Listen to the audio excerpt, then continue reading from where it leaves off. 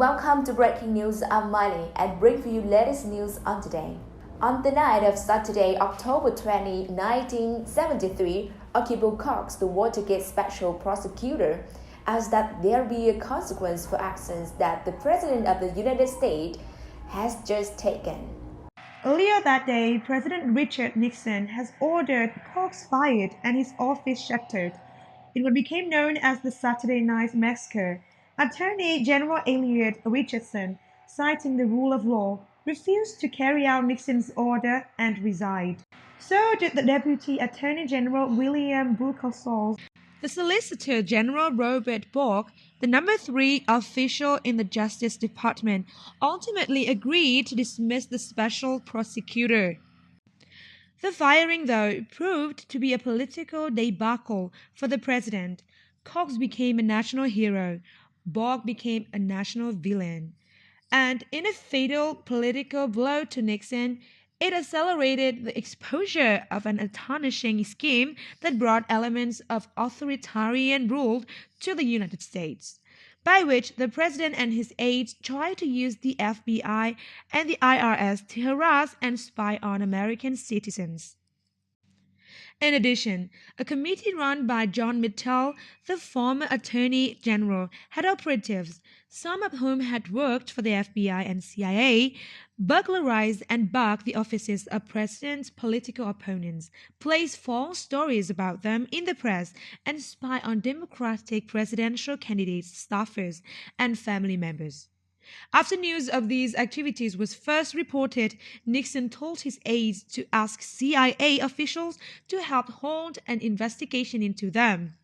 Hours after President Trump removed Attorney General Jeff Sessions from office on Wednesday, Matthew Axelrod, a former senior Justice Department official, told me that in the 40 years since Watergate, Republican and Democratic presidents alike have refrained from crossing a red line, honoring the fact that federal law enforcement officials should not be used for political purposes.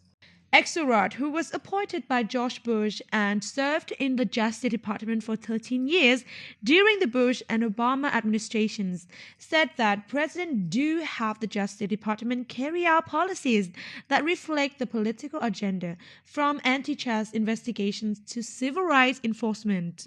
But no president since Nixon's has tried to influence criminal investigations. White Houses have stayed out of investigations that involve in criminal matters, he told me. All criminal matters, let alone criminal matters involving allies of the White House or the president himself. Trump's removal of Sessions crossed the red line. Sessions has faithfully carried out Trump's agenda in multiple policy areas, from the travel ban to a sweeping immigration crackdown.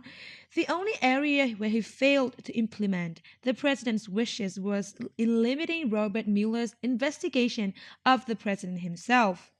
Whitaker, a former federal prosecutor from Iowa who ran unsuccessfully for the U.S. Senate as a Republican in 2014, has also said that there should be a criminal investigation of Hillary Clinton, something that Trump has repeatedly called for.